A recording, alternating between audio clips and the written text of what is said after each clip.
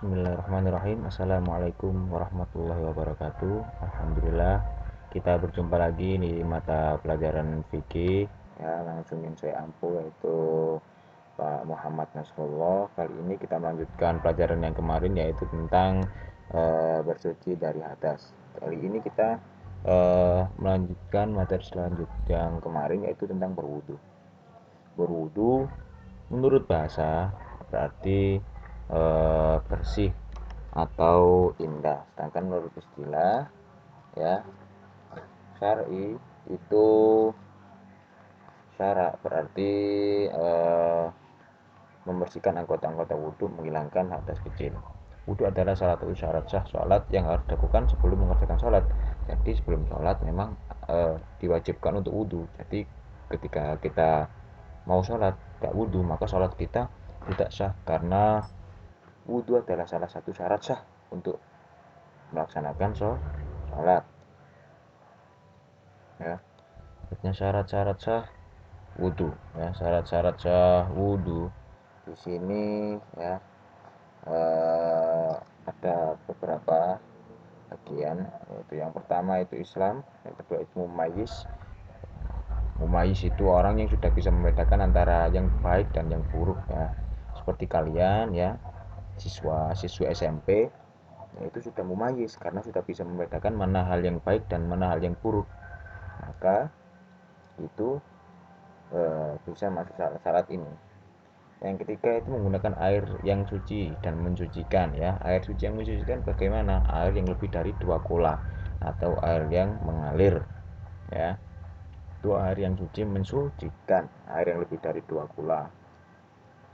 Yang keempat yaitu tidak ada sesuatu yang menghalangi sampainya air ke kulit ya, atau anggota wudhu, seperti terkena cat di kulit kita yang anggota wudhunya getah atau lilin, terkena tip X atau stipo ya, tato, nah, itu menghalangi air masuk ke pori-pori kulit. Nah itu tidak sah wudhunya ya. Jadi cat, getah, lilin, stipo, cat minyak, tato itu menghalangi air masuk ke pori-pori kulit, itu akan menjadikan tidak sahnya wudhu kita. Yang selanjutnya yaitu tidak berhadas besar. Kalau berhadas besar maka cara mencucinya bukan berwudhu, tapi harus dengan ghusla atau mandi besar ya. Tuh.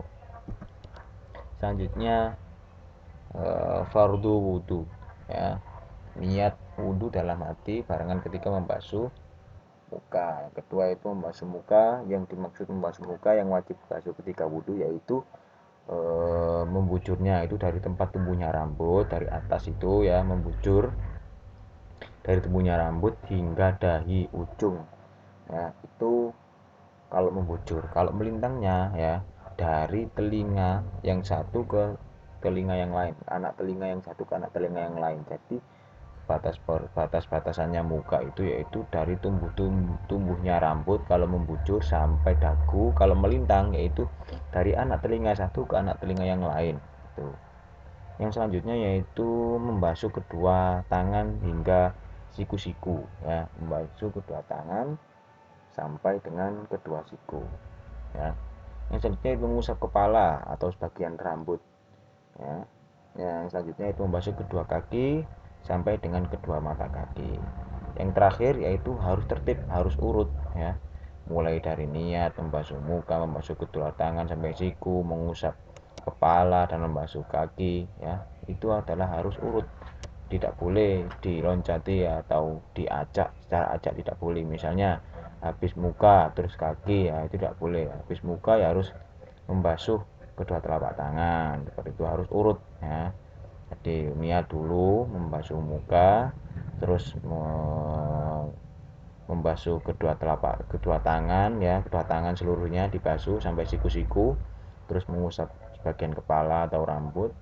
Yang terakhir yaitu membasuh kedua kaki sampai kedua mata kaki, itu harus urut ya. Hal-hal yang sunnah ketika wudhu, membaca basmalah sebelum melakukan wudu ya, membasuh kedua telapak tangan sampai pergelangan tangan ya, berkumur ya, menghisap air ke hidung dan mengeluarkannya. Ini memang sakit, ini apa, menghisap air ke hidung dan mengeluarkannya ini sakit kalau pertama-pertama, tapi kalau sudah sering atau sudah terbiasa itu enak rasanya. Membasuh seluruh kepala ya. Selanjutnya yaitu mengusap kedua telinga bagian luar dan dalam. Ini mengusap kedua telinga ini sunnah ya, sunnah ketika berwudu ya. Jadi ketika kita tidak mengusap telinga bagian luar dan dalam itu tidak apa-apa, wudunya kita tetap sah. Jadi niat membasuh muka, membasuh tangan sampai siku, mengusap bagian kepala, terus kaki, ya, itu tidak apa-apa. Tapi telinga ini termasuk hal-hal yang sunnah ketika wudhu ya. Itu ada itu menyelah-nyelah jari tangan dan kaki. Jadi menyelah-nyelahi jari tangan dan kaki. Selanjutnya yaitu mendahulukan anggota wudhu yang kanan dulu. Jadi mendahulukan anggota wudhu yang kanan daripada yang kiri.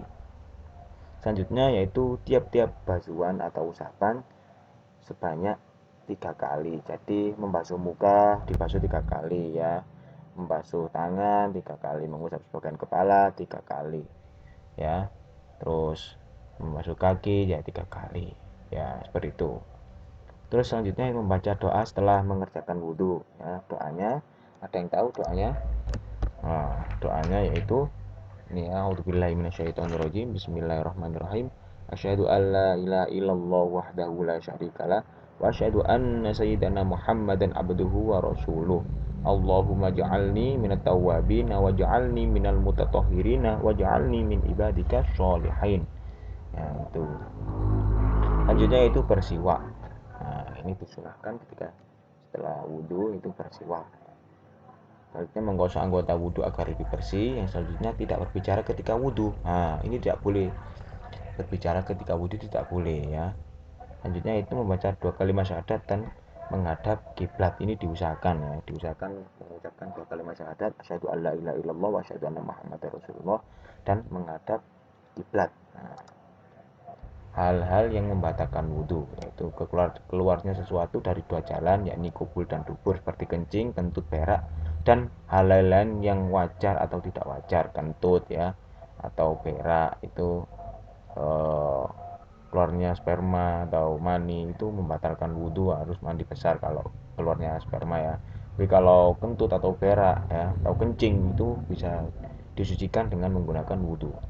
Hilang akal karena mabuk, pingsan, dan lain-lain, itu tidak menetap duduknya. Jadi tidur yang tidak menetap duduknya ini maksudnya kalau tidur dengan terlentang atau miring ya. Kalau misalnya tidur dengan duduk bersila ya, jadi pantatnya tidak ngangkat, yaitu masih sah wudhunya, wudhunya masih sah. Tapi kalau tidur terlentang itu eh, batal wudhunya, oke? Seperti itu. Selanjutnya yaitu bersentuhan kulit antara laki-laki dan perempuan yang bukan mahramnya tanpa sesuatu yang menghalangi antara kulit tersebut ya.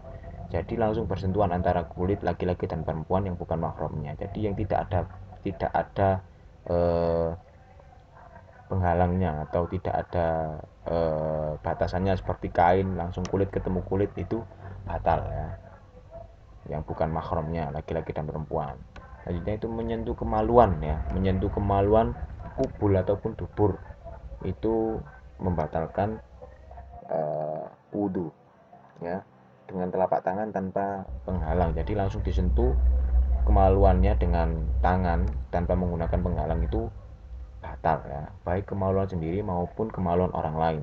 Adapun menyentuh kemaluan anak-anak ya, yang batal hanya yang menyentuh saja. Jadi yang menyentuh kemaluan anak-anak saja yang batal wudhunya.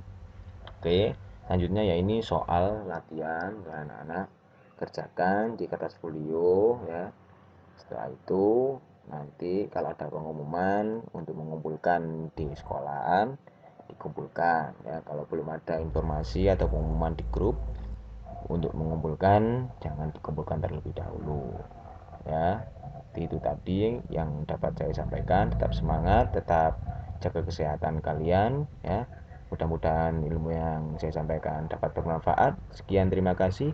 Wallahu muwaffiq ila aqwamit thoriq. Wassalamualaikum warahmatullahi wabarakatuh. Sampai jumpa.